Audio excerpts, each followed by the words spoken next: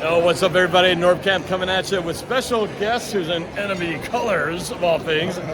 This is Ungar to the max. We met online about 2019, right? Yes, when you guys came to our house. That's right. So, obviously, Cleveland Browns fan from Cleveland, but I understand that you also have an affinity for my team right here.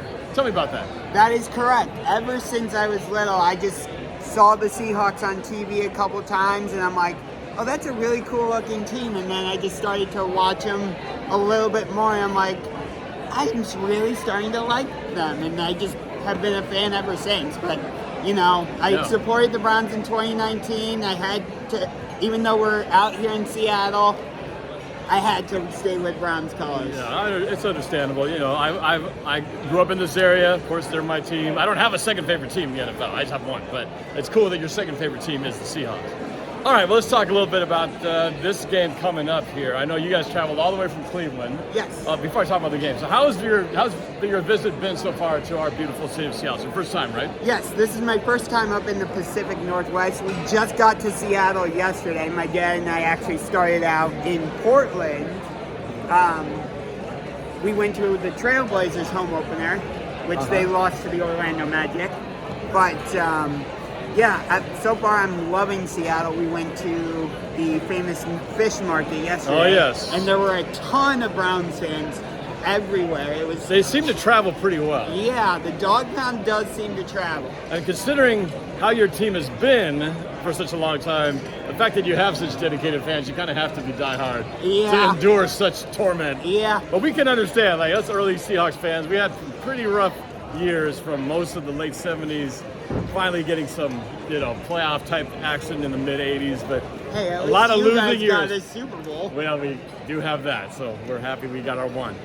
All right, let's talk specific matchups for this game. We got two teams that are both 4-2, same records, kind of similar in structure too. We got two teams, but you guys, I think, one of the best defenses in the league, if not the best defense in the league.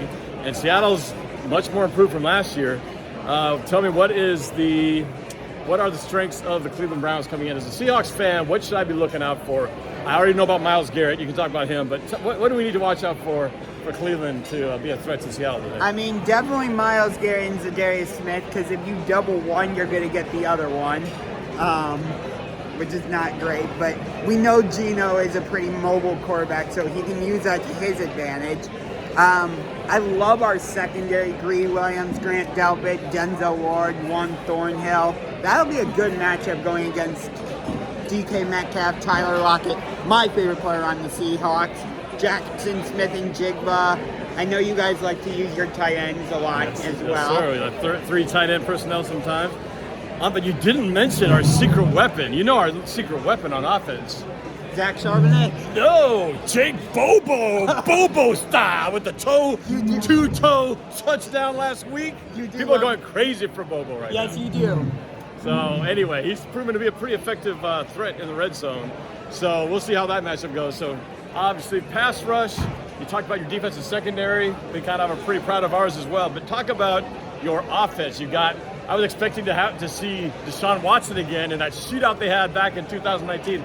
Didn't happen when we, I thought it was with the Texans when we played Deshaun Watson. Thought we'd see him again. We don't see him this time. So you guys barely escaped with your lives against the 49ers a couple weekends ago, which we appreciate that, by the way. You're welcome. So tell me about this offense of yours and this quarterback. Who is this guy who beat the 49ers a couple weekends ago? PJ Walker, he was with the Panthers. He's been on the Colts practice squad. Kind of a journeyman kind of guy, right? This whole quarterback situation with the Browns is really considering how much you guys spent. I know. To get Deshaun Watson. I was suck that he's not on the field. this matchup of Deshaun Watson. Nonetheless, you're 4-2 with a guy who's not named Deshaun Watson. So tell me about him. He's journeyman. What's good about him? I mean, he's shown the ability to throw the ball on the run, which I know you guys have a very good pass rush. It's getting better. It's not as good as yours, but it's getting better. Hey, I'm trying to show some respect here.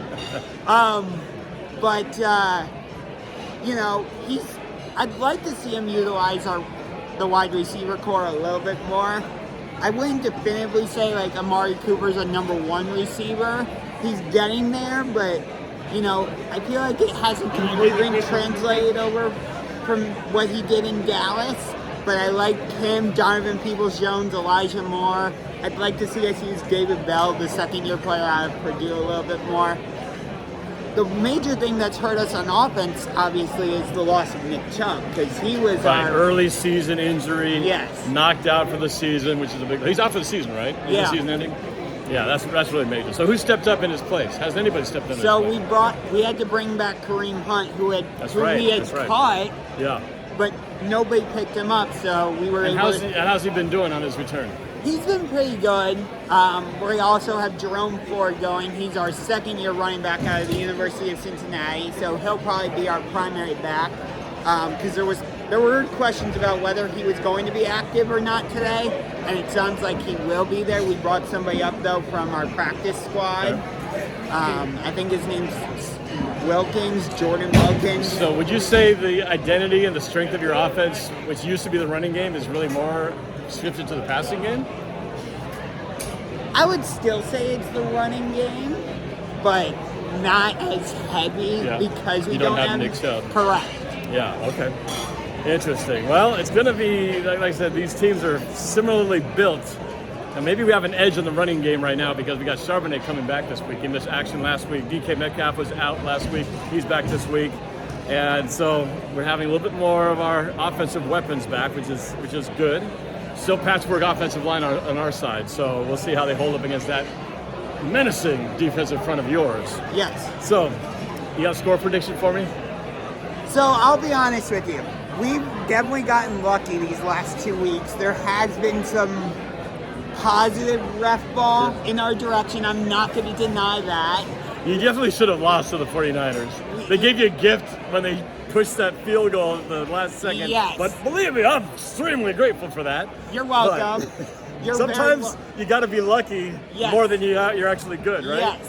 And injuries too, right? Injuries. You caught 49ers at a time where a lot of their weapons were banged up. So that's true. Anyway, but that's besides the point. You're still 4-2. Yes. We're 4-2. We could have been 5-1, but we're 4-2. Yes. So you were gonna say prediction. I think this is gonna be like a 27-24. I'll say the Browns win, but if Seattle wins, I would not be surprised.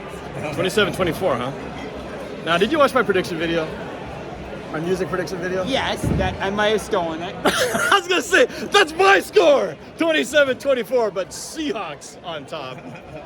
I thought it was fun. I was like, wait a second, 27-24. This sounds very familiar. What is the saying? Great minds think alike? Or somebody just stole someone else's great idea, one or the other.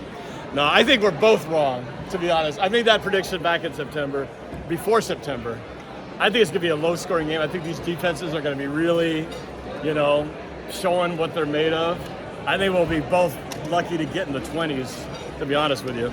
But I'll stick with it because I got to. So I'll ride with my 27-24. You ride with 27-24. The best team will win by a field goal. Yes. So good luck, man. You too. It's going to be a fun game. Of course, it's throwbacks time. We haven't even seen the field yet, so I can't wait to walk out there and see the Lumen Field and all its throwback glory with all the boys wearing the royal blue and the silver pants and the silver helmets. It's going to be like the old days of the kingdom. Can't wait. All right, let's have some fun today, man. Sounds good. All right, good luck, but not really. All right, go Hawks. Woo!